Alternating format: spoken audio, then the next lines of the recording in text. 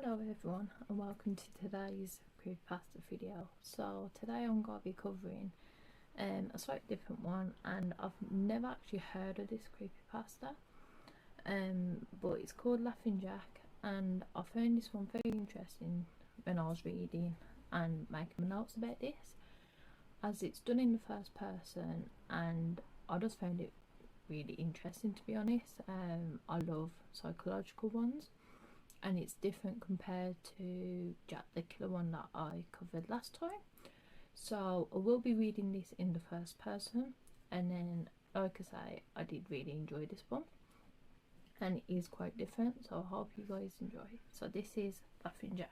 So my 5-year-old son was playing in the back garden and he was very quiet, so he played by himself a lot and he didn't really have friends. And I was doing some jobs in the kitchen, and this is when I hear him speak to someone, so I thought, oh, maybe he's got a possible friend, this is great.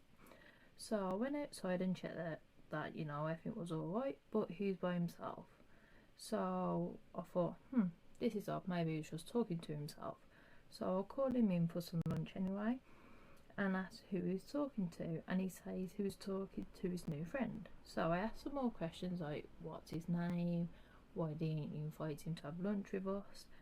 And my son explains that his name is Laughing Jack and he has long black hair and he looks like a clown and he always smiles. And this is when I realised he had an imaginary friend called Laughing Jack, because you know, who goes around looking like a clown with long black hair and stuff, you know, it had to be an imaginary friend. And the rest of the day was normal, and once I put my son to bed, making sure I turn on his nightlight like I do every night, I got to bed myself shortly after and I experienced the most awful nightmare.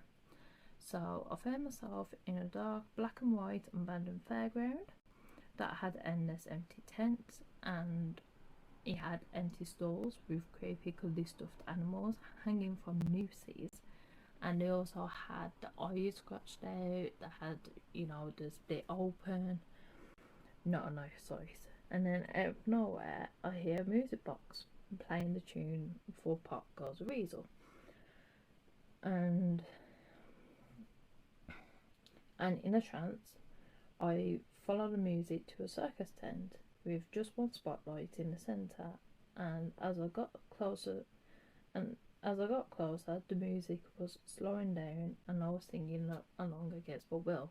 Like, so this music had got me in a trance, it got me moving towards this circus tent, and I was singing along, and it went, all around the mulberry bush, the monkey chased the weasel, the monkey thought 'twas all in fun. The music stopped before the climax, and then the lights came on, blinding to start with, and then I see little black silhouettes coming towards me, and there was more and more and more each second, and they were just running towards me. And then I realised that they were all disfigured and mutilated children with various injuries, various limbs missing and so on. And they were clawing at my flesh and dragging me down to the ground, and as I was being teared apart, I could just hear the most awful, horrible, evil laughter in the background coming from this tent. I then woke up in a cold sweat, absolutely terrified, and I found some toys staring at me from my dresser. So I thought, well, that's a bit odd, but I figured that my son just put them in there. He's looking to my room, go up early, and just put them there, like, you know, just some harmless fun. So I went to his room, but he was still asleep. So I thought, oh, okay, well, I'll just put him away, and it's no big deal. And then when he woke up, he's very quiet and groggy. And when I asked him about the toys, he said, Laughing Jack, put him there. And so I just sighed, and I was just like, well, tell Laughing Jack to not move your toys out of your box in the future, and not to put them on my dressing table. And then my son just went outside, out to the garden to play. And at this time I must have dozed off because 2 hours had passed and I hadn't checked my son. So I go out to him to see if he's okay, like, you know, and he wasn't in the back garden, so I start panicking and I'm calling out for him.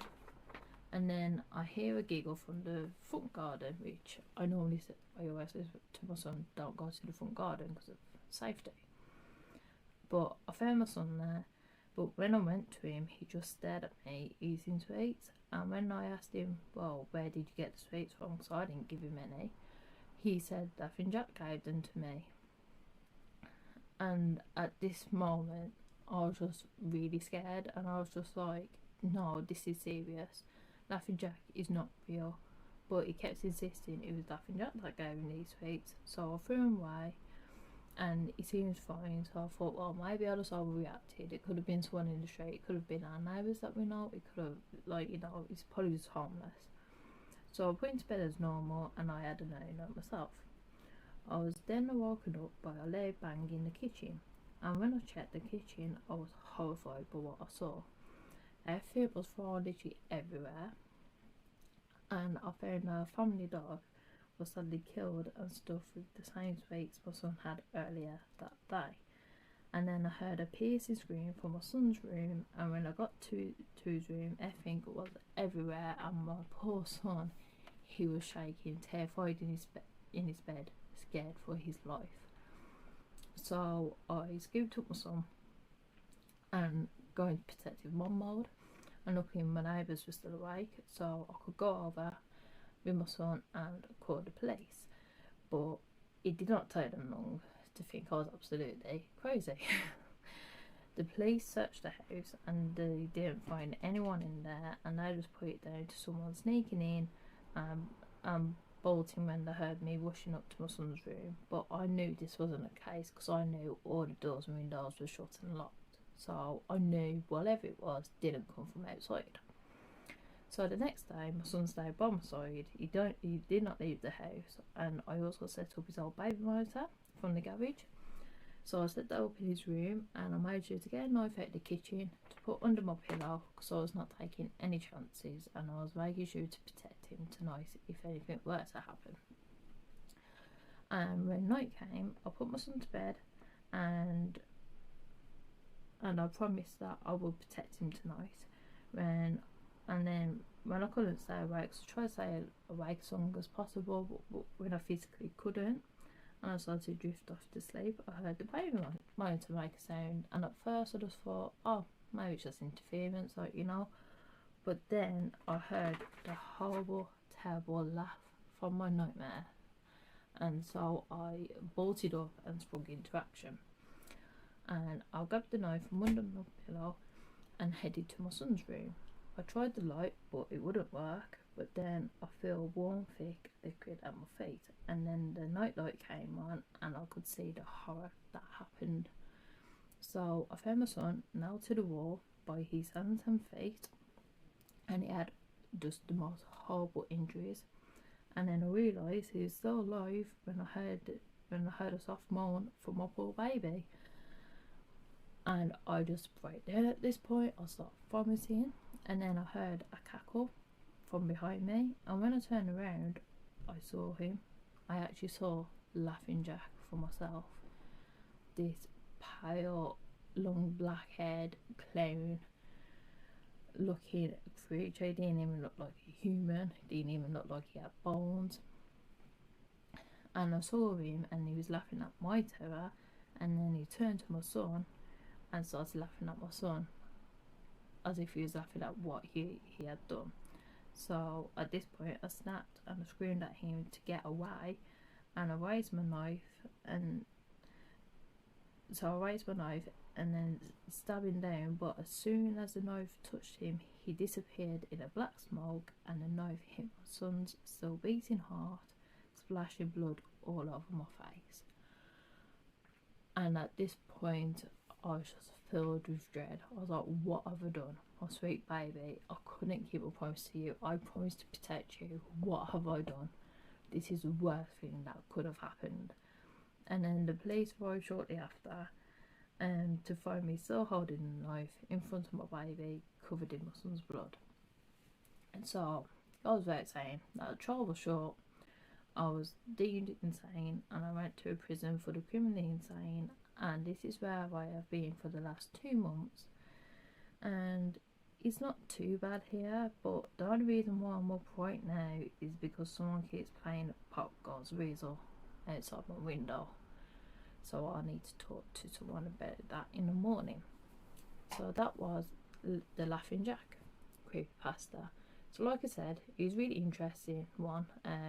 It's not one I heard of prior, it was just when I was looking at different creepypastas that I could cover on this channel, this one stood out. It is more of a psychological kind of one, and I really enjoyed it, especially compared to Jack the Killer, because you don't want all the same sort of ones. So anyway, I hope you all enjoyed, and if you guys have any suggestions, leave them in the comments below or on my socials, and I'll see you all in the next video. Goodbye.